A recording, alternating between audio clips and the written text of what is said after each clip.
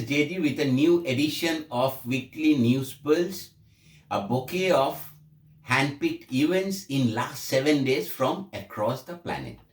I would request you to like and share these weekly news stories, subscribe to my channel, and put in your valuable comments. Your comments will be a guiding light in my endeavor. In the backdrop of the latest COVID variant Omicron scare, I thought of upholding a few words of caution from people who matter. Thought this is the least I can do as a responsible world citizen.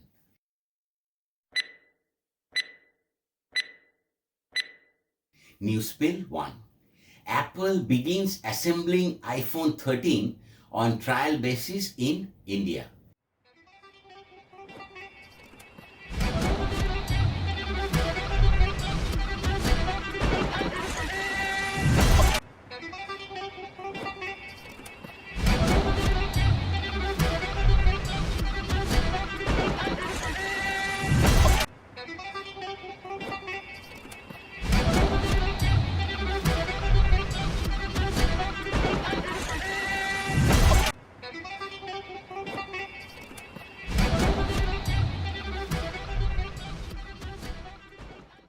Apple has started assembling its new flagship iPhone 13 in India as the tech giant prepares to manufacture and assemble its top-of-the-line smartphones in the country.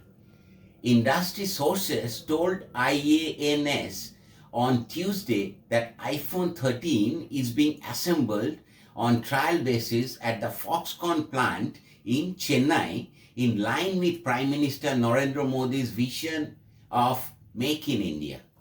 Foxconn is the company's largest manufacturing partner globally. The Make in India iPhone 13 will be available in the domestic market as well as for exports from the country by early next year, the sources said.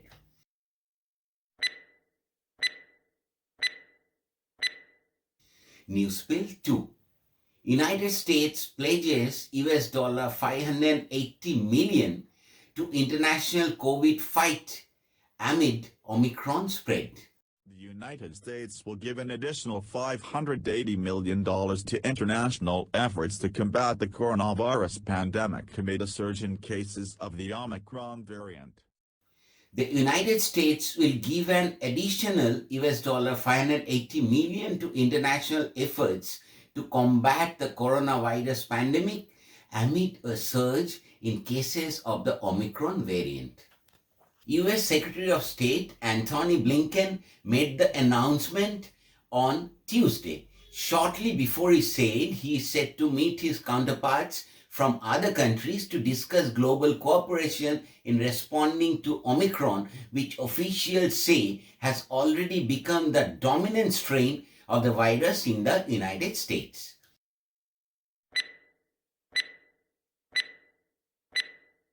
News Spill 3. We must end COVID pandemic in 2022. WHO's chief's stern warning urges world to pull together. The last time we hosted you in July last year, none of us could have imagined that almost 18 months later, we would still be in the grip of the pandemic.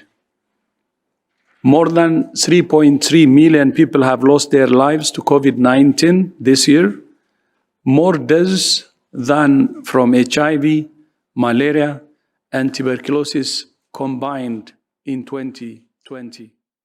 As the coronavirus pandemic continued to wreak havoc across the world after the emergence of the new variants, the World Health Organization chief on Monday, that is December 20th, opined about taking strict measures to end it. He urged the world to pull together and make difficult decisions needed within the next year, as he said that 2022 must be the year we end the pandemic. Ahead of the end of the year festivities, he told the reporters in Geneva that it's better to cancel events now and celebrate later than to celebrate now and grieve later.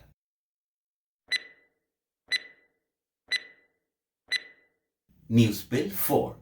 Bill Gates cancels holiday plans due to Omicron, believes pandemic will end in 2022. Bill Gates has tweeted, and he is also talking about the transmissibility of this variant. Bill Gates has tweeted, and I quote, "Omicron is spreading faster than any virus in history. It will soon be in every country in the world. The big unknown is how sick Omicron makes you. We need to take it seriously until we know more about it." The Microsoft co-founder says the first part of the new year could be bad, but believes an Omicron wave could last less than 3 months. Just when it seems like life would return to normal, we could be entering the worst part of the pandemic. Gates wrote, Omicron will hit home for all of us. Close friends of mine now have it, and I have cancelled most of my holiday plans.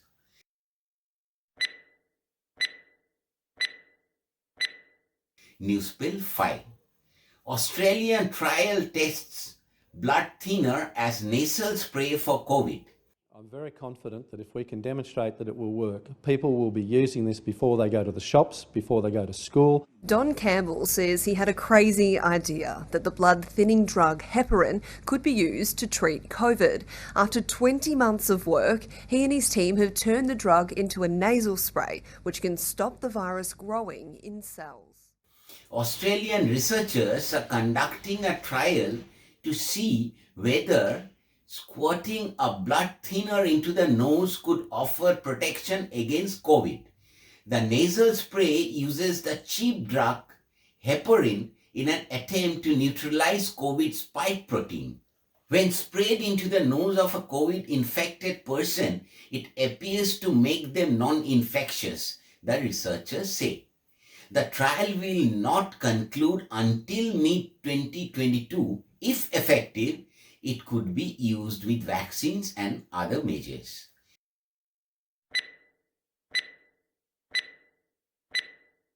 News Bill 6. Israel set to offer 4th dose of COVID vaccines to people over 60. Israel is set to offer a 4th dose of the COVID-19 vaccine to people older than 60. A health ministry expert panel recommended the 4th shot on Tuesday, which was swiftly welcomed by Prime Minister Naftali Bennett.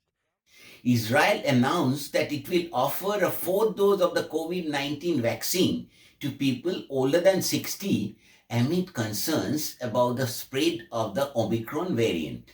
The decision follows the first known death in Israel of a patient with the Omicron variant. An Israel hospital on Tuesday confirmed the death but said he had suffered from a number of serious pre-existing conditions.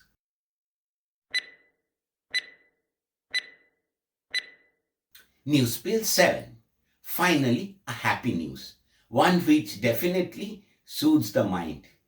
Indian man runs dress bank to help poor girls on their weddings.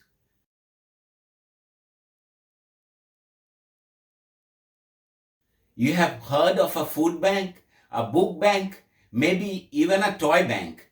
But how about a dress bank? Well, this unique model of charity gives out once used wedding attires, saris, ankle-length skirts, and dresses donated by privileged families to women of limited means. Run by Nasal, a taxi driver based in Thutta village in Malappuram district of India's southern state of Kerala. The bank has so far helped more than 260 underprivileged brides with free outfits for the most important day of their life.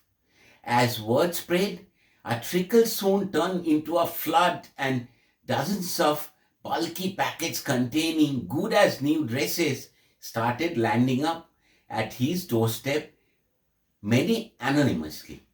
Wedding attires are all about vanity. They are worn for a few hours and then never come out of the cupboards.